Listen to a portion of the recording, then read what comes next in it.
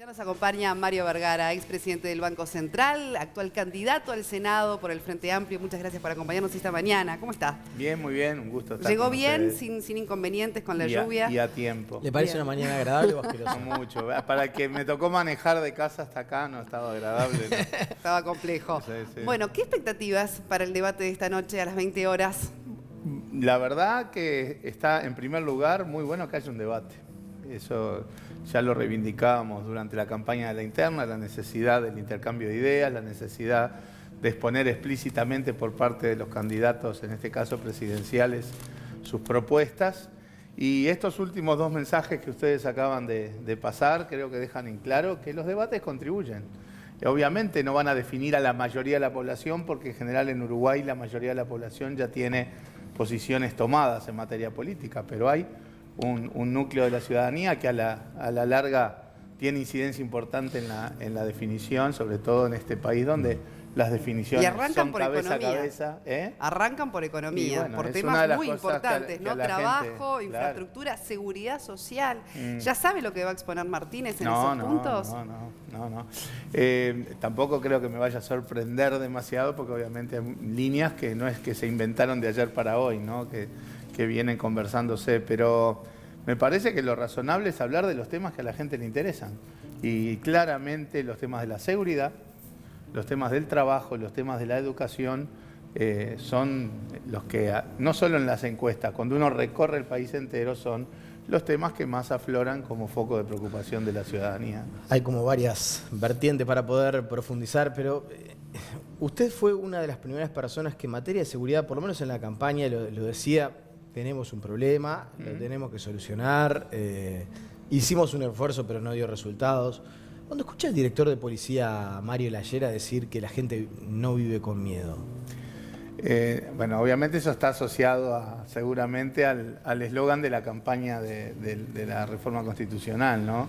Lo primero que sí quiero decir sobre eso es que con militarización de la policía, allanamientos nocturnos, cadenas perpetuas, la sensación que a mí me da no es que voy a vivir sin miedo, pero dejando eso de lado, nosotros reivindicamos lo que se ha hecho sobre todo en el Ministerio del Interior. Hoy tenemos una policía como no había visto el Uruguay en la historia moderna.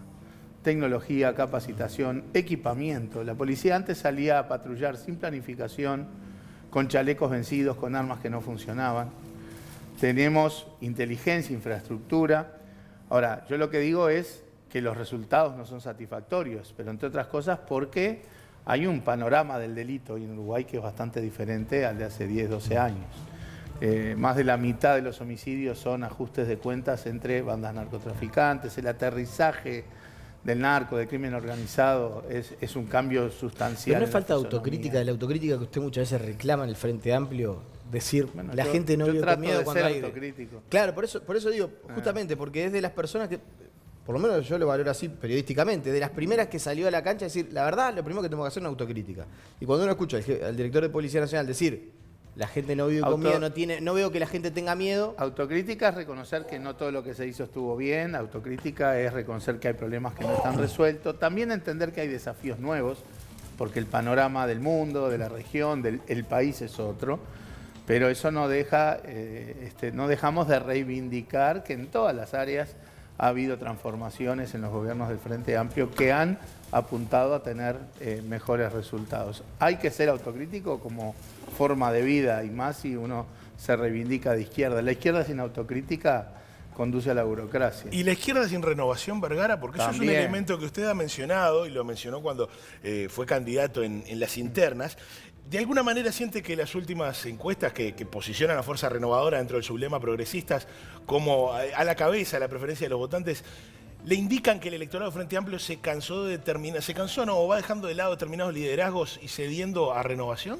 No lo mido en términos de cansancio, lo mido en términos de que efectivamente se está dando el proceso de renovación. El Frente Amplio hoy está viviendo en paralelo los dos procesos, el electoral, que obviamente tiene que concluir en la victoria del Frente Amplio, y también el de la renovación política, que como decíamos en aquella oportunidad, arranca por ver el mundo de manera renovada.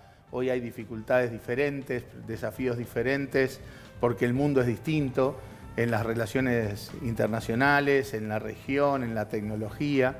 el país es distinto, ¿sí? Hoy estamos en un escalón de bienestar, de equidad, de derechos, sin duda muy diferente que cuando el Frente Amplio empezó a gobernar. Por lo tanto, las demandas de la población son distintas y eso está muy bien. Entonces hay que renovar y revisar también las políticas públicas. Y eso no es por cansancio hacia lo anterior, sino porque hay una evolución que nos obliga a ir cambiando y renovando. Para mí el foco de la renovación es fundamental. Me refiero más bien al electorado que captan, sobre todo después de que, por ejemplo, Danilo Astori bajase su candidatura. Y que capaz que había un electorado que se siente frente amplista, pero que no se encontraba en ningún sector para acompañar. Yo creo que el electorado frente amplista está procesando esta discusión de la renovación y entendiendo que la renovación no es solo cambiar las figuritas de los líderes, sino también cambiar el enfoque, cambiar la forma de hacer política y obviamente también cambiar la estructura de liderazgos. Y creo que la cosa electoral interactúa con esto, porque los nuevos liderazgos también tienen que legitimarse en el terreno de los votos. Sí, claro. Y este es el proceso que estamos viviendo. Yo creo que bueno, hay una sola encuesta que ha dado una interna en el Frente Amplio hasta ahora. Sí. No, Radar. Y bueno, da la idea por los resultados preliminares, todo hay que tomarlo con pinzas. Si en algo estoy de acuerdo con Larrañaga, que no es en lo de la reforma constitucional, es que las encuestas hay que verlas, pero tomarlas de manera relativa. Están mostrando una aceptación de la emergencia de liderazgos de renovación en el Frente Amplio. Vergara, bueno, fue ministro de Economía, expresidente del Banco Central. La economía sin duda es un terreno para usted de opiniones firmes y por su experiencia, obviamente. ¿Qué va a pasar con los próximos años y la economía del Uruguay? Porque tenemos esta situación del déficit fiscal, el Frente Amplio que habla de que no va a haber recorte de gasto, de que tampoco quieren crear nuevos impuestos, la situación internacional, regional, la regional especialmente complicada. ¿Qué panorama se avecina para los uruguayos? Y le hablo a quien nos está mirando desde su casa, obvio, ¿no? Obvio. Con el empleo, con la economía. ¿Qué va a pasar? Bien. A ver, después de 16 años de crecimiento, la economía se ha enlentecido y está creciendo de manera ínfima, digamos, entre otras cosas porque hay un panorama global diferente. Hoy Trump le dice a los chinos, te subo los aranceles, los chinos responden, te devalúo la moneda. Eso quiere decir obstáculos al comercio, ¿sí? Lo que en la jerga se le llama guerra comercial. Eso tiene un impacto muy fuerte en el crecimiento de la economía global, que hoy es muchísimo más débil que hace 6, 7 años. La región es un desastre. No de ahora, en el sentido del crecimiento, Argentina y Brasil hace 7 u 8 años que no tienen crecimientos decentes, han tenido caídas. El problema es que hoy está muy al desnudo, que por ejemplo Argentina tiene desequilibrios enormes y lo peor de todo, a pesar del apoyo del FMI, es que no se le ve la punta de salida de la situación. No hay una sola variable macroeconómica en Argentina que esté en su lugar y eso ya tiene impacto en caída de producto y ya tiene impacto en el terreno social. Acababa de ver que ya las nuevas cifras de pobreza en Argentina superan el 35%. Brasil tiene sus problemas también de crecimiento, tiene problemas fiscales. Uruguay en ese marco no se ha caído, que es una novedad, porque en la historia reciente, cada vez que la región estaba en esta situación, nos arrastraba también a nosotros a caída. No estamos creciendo, pero no estamos cayendo.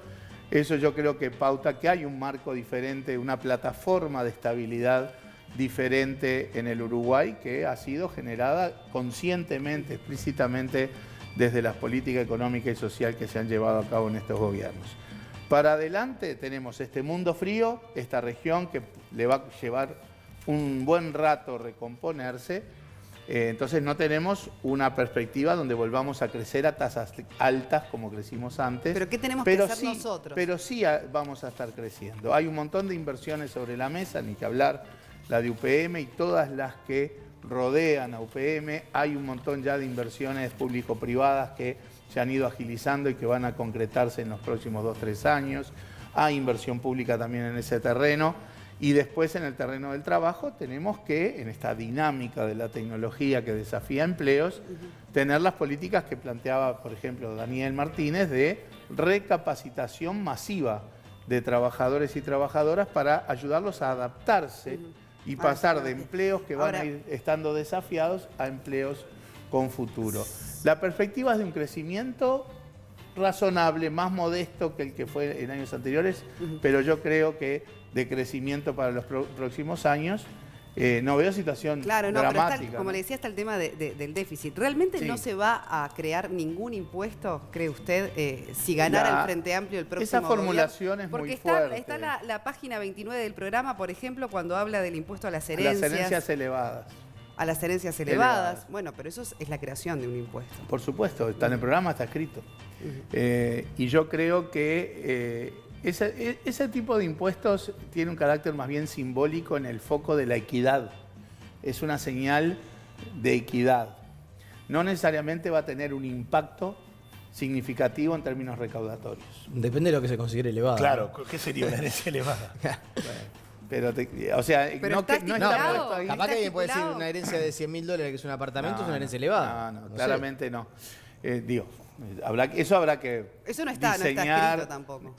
porque no, lo que está en un programa está la orientación o el lineamiento, ¿no? Después habrá que discutir, porque eso tiene que ser ley, tiene que discutirse los parámetros, etcétera. Pero creo que está claro que ahí no está pensado de que ese impuesto se vaya a transformar. Para que ese impuesto se transforme en una cosa significativa en lo recaudatorio y demás, tendría que tener parámetros que no se condicen con eso de herencia elevada. Yo ahí no lo pongo como una cuestión de que la situación fiscal se vaya a resolver por la vía de subir impuestos. No creo que sea así. Tenemos que bajar el déficit en más de $1.000 millones ¿Cómo? en una... Bueno, vamos. No digo, pero llegar. achicaría el Estado de alguna manera. Déjame llegar. La cosa no va a ser por el lado de los impuestos. O sea, puede haber algún impuesto de este tipo y demás, pero que no van a ser impuestos mágicos que recauden 400, 500, 600 millones de dólares. O sea, por esa vía no vamos a tener la solución de la cuestión fiscal. Primero, ¿estamos al borde del abismo, onda que haya que andar a los motosierrazos de un día para el otro? No.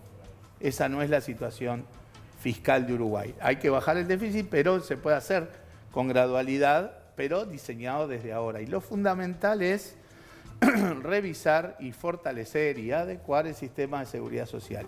Podemos tomar todas las medidas que quieran en el terreno tributario o de gasto, que si no corregimos esta espiral tan grande del sistema de seguridad social, nada va a ser suficiente. Se va a requerir de consenso político, mucho Y está tiempo. presente en varios programas. Ahora, lo que pasa es que, aterrizando un poco el tema, yo estoy de acuerdo que es un tema prioritario para la próxima gestión, la reforma de la seguridad social. Hay que discutirlo Ahora, en el primer año. si se lo tenemos que explicar a la gente que en este momento están en la casa, Sí. lluvia mediante, viendo esta entrevista, y dice, bueno, reforma de seguridad social, ¿qué y por dónde hay que Como reformar verá, la yo no le seguridad? llamo reforma, le Bueno. llamo adecuación y fortalecimiento Bueno, de la seguridad social. tecnicismo pero mediante. No es tecnicismo, y te voy a decir por qué. ¿Cuál es la razón? Porque reformar significa si los parámetros se hubieran hecho de manera equivocada y está generando un déficit muy grande por esa razón. Y el tema es que la seguridad social, la historia de los sistemas de seguridad social ha sido la de ir adaptándose a la evolución de la vida humana. La expectativa de vida, por ejemplo. Exacto, porque es lo que financiás. ¿Cuánto tiempo de tu vida vas a estar trabajando y aportando? ¿Cuánto tiempo de tu vida vas a estar siendo, digamos, financiado con los ahorros en la seguridad social? Y a medida que uno vive más años, esas cosas tienen que ir acomodándose, adecuándose, para hacer fuerte el sistema, porque si no lo adecuás, el sistema empieza a generar lo que está pasando hoy, que es un déficit enorme, 3.500 millones de dólares de déficit, que además está creciendo rápidamente, cientos de millones de dólares por año. Entonces, si uno no corta eso, ya ni hablemos del impuesto a la herencia, ni de recortar las partidas de prensa de los Está ¿Se bien, legisladores. la edad de representa qué jubilación está porcentaje de bien. nuestra En deuda? Un sistema de seguridad social son 6, 7, 8 parámetros, no hay mucho para inventar. Por lo tanto, no hay que focalizarse en uno, que además es relativo, porque la edad mínima de jubilación hoy es 60 años en Uruguay, cosa que es muy difícil de encontrar en el resto del mundo, porque la gente, países comparables a los de Uruguay, tenemos ya esperanzas de vida en torno de 80 años. Pero en la realidad en Uruguay la gente se jubila en promedio casi a los 64 años. O sea que tampoco hay que demonizar ese tipo de cosas. Pero hay que revisar el conjunto de parámetros porque hay que entender que si vamos a vivir más, seguramente vamos a trabajar más, pero también va a haber más años que la Seguridad Social no va a estar financiando. Y como a la vez vivimos más, pero además estamos en mejores condiciones, ¿sí? Puede haber mecanismos de flexibilización, como ya hay en otros lados, como las jubilaciones parciales, los retiros parciales, ¿no? Yo no es que paso de trabajar 8 horas a trabajar 0, sino puedo cortar a la mitad durante un tiempo, entonces ahí le quito presión al gasto de la Seguridad Social y sigo recibiendo aportes. O sea, son cosas que tienen impactos inmediatos. Todo eso está para discutirse, debatirse, como decíamos recién, requiere consensos políticos. Si algún partido político entiende que acá hay un botín de política menor, estaría siendo muy irresponsable. Yo creo que esto es de discusión de todos los partidos en el primer año de gobierno y mucho diálogo con las organizaciones sociales. Pero por más voluntad política y consensos que se puedan lograr, ¿cuánto tiempo puede llevar? Y mientras tanto, ¿no? ¿Qué otras medidas deben hacerse o deben aplicarse? Porque es un proceso el de la seguridad social, quizás fundamental, pero no se puede pensar que es a corto plazo. Hay otras medidas puntuales que se pueden tomar y en generar más eficiencia en el Estado, por supuesto, y en racionalizar algunas áreas. Pero reitero, la cuestión de magnitud que resuelve el problema es y no es que haya que resolverlo del 2020 para el 2021 el problema fiscal, porque tenemos un aire en la medida, o sea, la credibilidad del proceso la da que vos apruebes una reforma sustentable para el largo plazo. Pero el resultado puede venir con el tiempo porque todavía tenés una situación con aire, con holgura como para hacerlo. También es verdad que a nivel presupuestal muchas veces se discute hasta el último peso y todo el mundo, y sin embargo se genera per se y sin hacer ningún aumento, más de 100 millones de dólares de incremento año a año. Cosas que están en la Constitución. Por el paso del tiempo, nada más. Solamente por el paso del tiempo. Es un tema de campaña, lo quería consultar alguna vez que lo entrevistara. Hay quienes dicen, vamos a estar ante el Frente Amplio más radicalizado de los últimos tiempos. El Partido Comunista, el MPP, van a ser el 80% del Frente Amplio, con un candidato que ciertamente no se presenta como alguien de esa ala política del Frente Amplio, ¿no? Daniel Martínez no es una figura representativa ni del Partido Comunista, ni del Movimiento de Participación Popular, uno podría decir ni siquiera de los sectores más ortodoxos, por ejemplo, del Partido Socialista. ¿Corre ese riesgo el Frente Amplio tener un presidente, entre comillas, moderado y una fuerte pata ancha interna de sectores más radicalizados, más a la izquierda? Yo no veo que ese sea el panorama, más allá de que yo no soy muy afecto a las caricaturas, ¿no? de radicales, de izquierda, más de centro. Para mí la izquierda se mide en la transformación de la realidad y no siempre el que grita más fuerte es el que más transforma la realidad. Pero en todo caso, yo no veo ese panorama. Es más, hacíamos referencia recién a la encuesta de Radar y no es esa la pintura que la encuesta hace. Pero lo escuchó esto. Sí, claro. Pero quiero justamente decir, eso no es lo que está dando el panorama, por lo menos de las primeras encuestas en la interna del Frente Amplio. En segundo lugar, eso también va a resultar de la elección de octubre, en donde los equilibrios políticos que emerjan son fundamentales. Nosotros tenemos claro que desde nuestro espacio de Fuerza Renovadora y de todo el sublema progresistas, tenemos varios roles. Uno es ser potentes, ser fuertes para que el Frente Amplio gane. Porque por las características de nuestro espacio tiene un diálogo natural con aquellos frente amplistas que hoy pueden estar dudando o con aquellos no frente amplistas que nos han prestado el voto. O sea, primer rol de nuestro espacio, Fuerza Renovadora, Progresistas, es que el Frente Amplio gane. Y segundo, consolidar proceso de renovación, como hablábamos recién con Font, y generar y contribuir a los equilibrios políticos que son siempre fundamentales para el Frente Amplio. El Frente Amplio lleva de vida casi medio siglo, atravesó circunstancias muy difíciles, pero siempre con la lógica de unidad en la diversidad.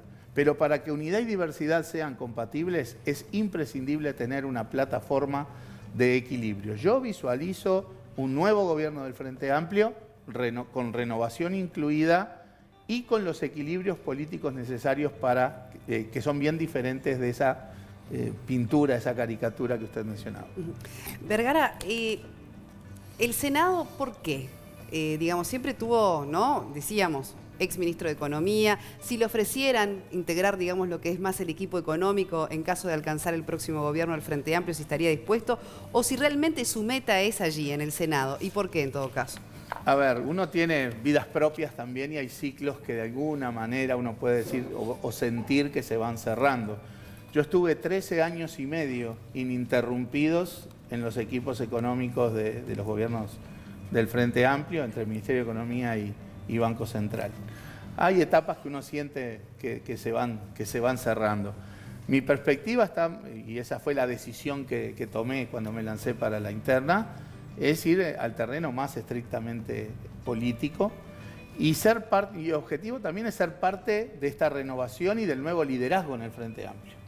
Y entiendo que la actividad en el terreno más político, y por lo tanto creo que el Senado parece ser bastante más razonable que un cargo ejecutivo, es más compatible con ese proceso de liderazgo político. Esa es mi visión hoy. Uno en política, uno nunca puede decir nunca. Puede haber circunstancias que yo creo que deberían ser más extremas, como para decir, bueno, tendrás que tomar tal responsabilidad, pero si hoy yo tuviera que poner alguna fichita más, estoy bastante más inclinado a la órbita estrictamente política, el trabajo parlamentario, el liderazgo político y además en un parlamento, en un congreso que en el próximo periodo va a tener como el tema de la seguridad social roles fundamentales. Claro, y en este escenario de la renovación, ¿cuál sería entonces el heredero de un Danilo Astori para el Frente Amplio? El Frente siempre ha logrado generar los equipos y las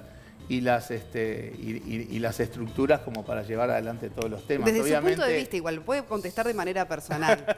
No, pero está claro que de ahí pero hay ¿quién gente ve que usted va a como decir, una mirá, figura Mario que dice que puede- el nuevo ministro tiene que ser No digo que sea el nuevo ministro, pero que usted le ve a varios compañeros, las condiciones, por a lo varios pronto. compañeros lo veo, a varios de los que integran hoy el grupo de asesores en economía de Daniel Martínez y algunos que también que no está por razones institucionales en ese grupo. Hay recambio. Hay recambio. ¿No? El trabajo del equipo económico en estos años incluyó los procesos para los relevos, la maduración de varias figuras que yo creo que una vez que estén lanzados a la palestra en los distintos escenarios van a estar a la altura de las circunstancias, sin duda.